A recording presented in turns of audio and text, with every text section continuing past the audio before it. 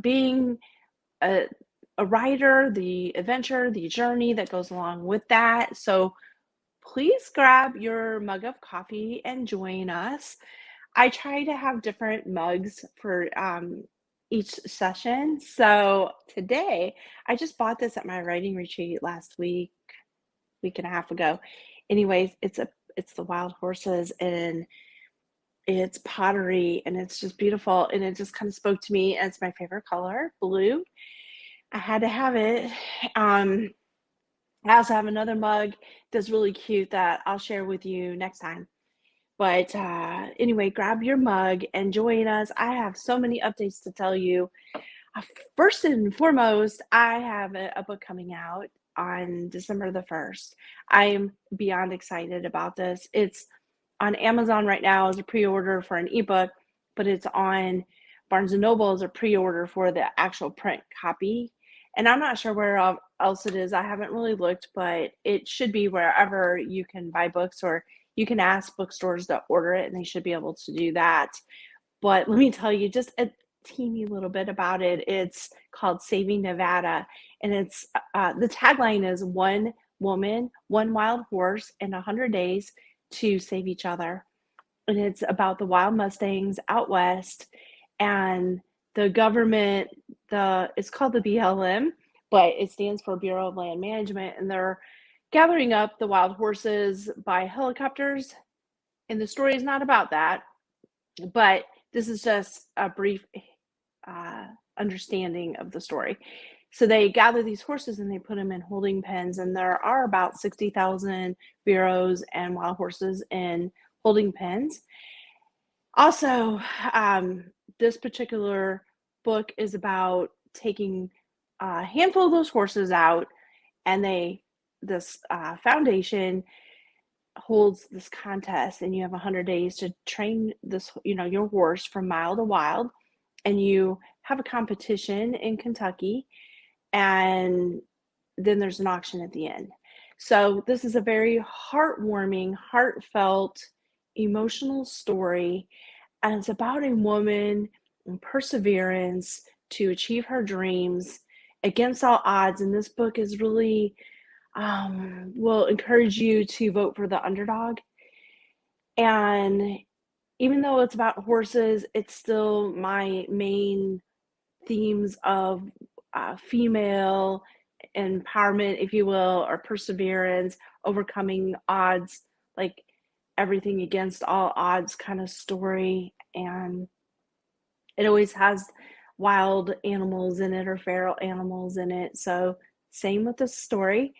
So, even though it has a wild horse in it, I think my audience will love reading this because I can't even talk about the story without choking up and getting emotional because it touches so many different heartstrings in me that um, it just chokes me up and I get really emotional about it.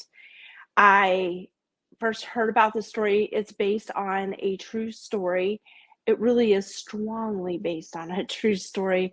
My agent pitched it as nonfiction, and I felt like we came close to selling it to some big houses, but in the end, it didn't sell to them as nonfiction. So my team decided to make this as fiction based on a true story.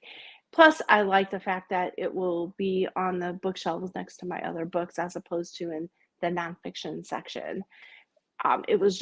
It made sense all the way around to do it that way. But just know that it is strongly based on the whole plot line is pretty much based on a true story. And the woman who the story is about and her horse, they are amazing. I got to meet them when I was doing my research, and I fell in love with the horse. I fell in love with Abby.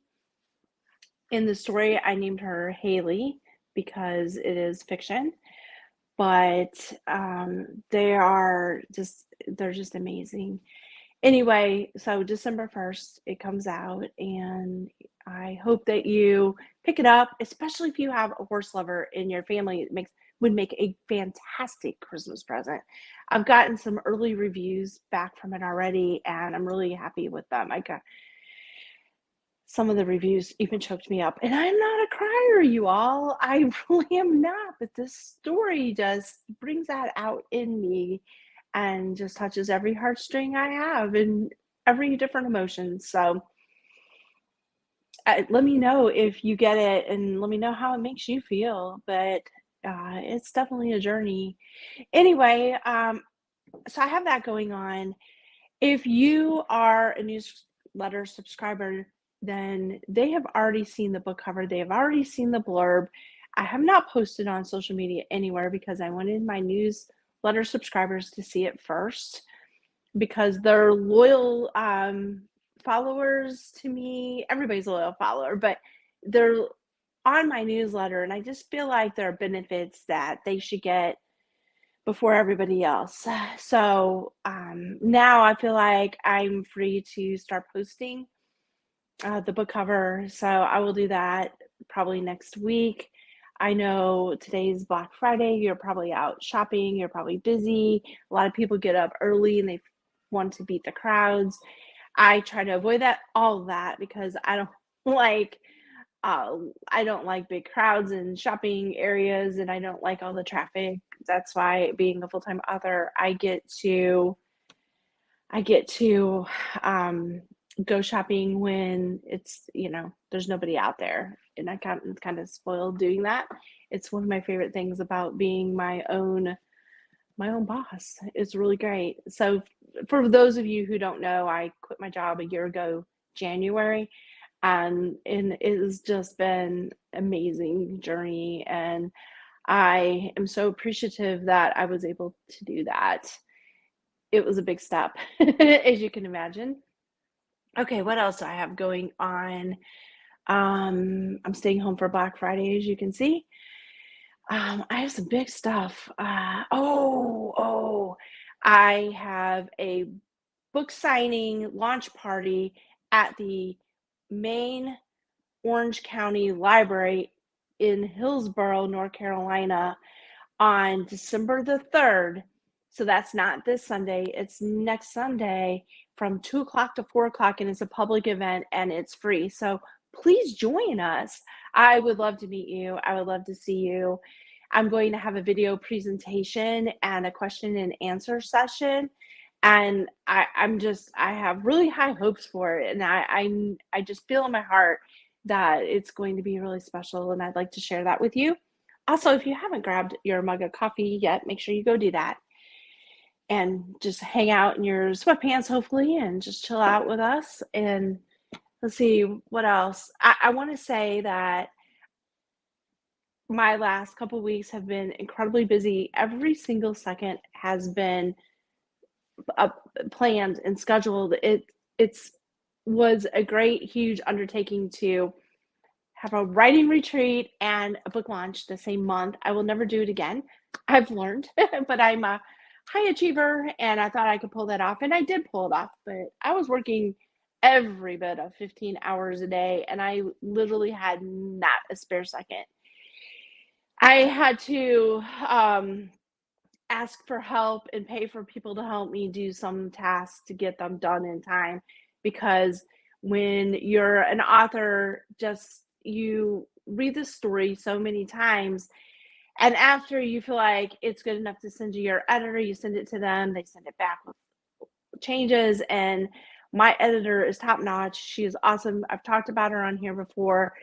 She challenged me in a lot of ways that I really appreciate, because she challenged me to be a better writer, and I felt like she up-leveled my book. So it was hard, I have to say, and it was amazing, and she's wonderful. So every ounce of that stress was worth it, and hopefully you will reap the benefits of that with an easier, better read. And then after I send them back to her, then she edits again and sends them back. Then you have somebody to proofread it. It's a process. I also was approving the cover. We kind of went back and forth a couple of times because I had made some requests, at the last minute, and the book cover designer is also amazing. Like, I always say that word, right? But she just is. And she was able to accommodate me. So she changed the book cover and just tweaked it a little bit for me and sent it back. So I had all this going on while I was trying to plan classes for my writing retreat, plan my food. I'm known for, my retreats are known for good food. And I, again, am a high achiever on that because I made 3 or 4 trips to the grocery store and some little random other ones. I always have gift bags. I like to bring a ton of food. Um, anyway, this particular house that we had at was oceanfront on the Outer Banks of North Carolina. So if you have North Carolina here, then you have this little strip of the Outer Banks, and it was very far north in the Outer Banks.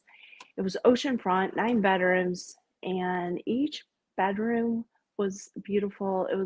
This wasn't a rental house. This was somebody's home. It looked like they had paid to have it professionally decorated. It was stunning.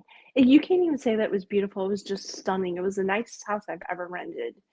It even had an elevator. I've never stayed in a rental that had an elevator, and thank goodness it did, because all the groceries or emptying my car out, you just put it on the elevator and you send it up, and then somebody at the top takes the stuff and puts it away. It works out really well. And I won't even get into that story because it was still a lot of work. It took several hours to do that, but we won't go down that road. um, but every bit of it was worth it. And the upstairs had 2 bedrooms and private bathrooms and the guest bathroom, but the floor plan was on the ocean side, was all open. We had this stainless steel granite countertop, beautiful kitchen, and then it attached to the dining room that had this long table that 14 people could eat at this table. But then there was another bar, like, kind of table by the kitchen, and then there was this cute little corner table tucked into where these windows were with the ocean views. And then the living room. And so we had 3 sides of ocean view, and a couple of days that really paid off because it was kind of cold out and we didn't feel like going outside to walk on the beach. But one day it kind of rained, so we still had those ocean views. Plus, we had this gas fireplace that we used for ambiance, and it just made it so cozy in there. It was just, oh my gosh, it was just so nice. Anyway, we just ate and ate, and we kind of joke around that we should have weighed everybody before the retreat and after the retreat, but we did have healthy food, so that really helped. I tried to have more low carb or Mediterranean type of food, and we had a lady. Her name is Cindy. She was awesome. Again, awesome. She was our chef, and she cooked for us all weekend, and she was just dynamite. Her food was so good. She was so well organized, and she just, like, timely. We knew when we exactly we were going to eat. The food was just all there. It was beautifully organized, and we had a variety to pick from. And if anybody went hungry there, it was their own fault, but nobody went hungry because we all ate too much. Anyway, we had classes, and I taught 5 classes, and then I had 2 other guest speakers on the craft of writing, or time management. Talk about time management. I've had to exercise my own good time management over the last couple of weeks, because if I wasn't really organized and focused, I would have never made all my deadlines, and my book wouldn't be available yet. And I wanted to have print copies for my book signing at the library. So everything had to be just beautifully orchestrated, and thank goodness it all worked out. What else? Oh, so Friday, December the 1st is my official launch. And on this site, on my Lori Hayes author Facebook and streaming on YouTube, my handle is like Lori Hayes Motivation. I will have different authors speaking to it's a celebration for my launch party, but I want to bring on other authors and talk about their books and their journey, and it gives you an opportunity to get to meet other authors that you may either not know of or you might want to know more about. And I think it's going to be a fantastic event. I don't have the whole schedule laid out yet, but as soon as I do, I will definitely drop it on my Facebook post. And then you can know what time a day that you want to come and see the certain author, or you can just kind of pop in and out throughout the day. But it's going to be a big celebration about saving Nevada. And it's really saving Nevada. I learned that the other day. The people from Nevada call it Nevada, not Nevada. So come join us and check it out and make sure you drop comments, ask questions. But it's going to be a fantastic online launch party. And I can't think of anything else. I know I've got like 10 billion things to do still, but if you aren't on my newsletter, make sure you pop on there because you do get all the news first. And I'm sure there'll be more news to come. Anyway, I hope that you have a wonderful Black Friday and enjoy.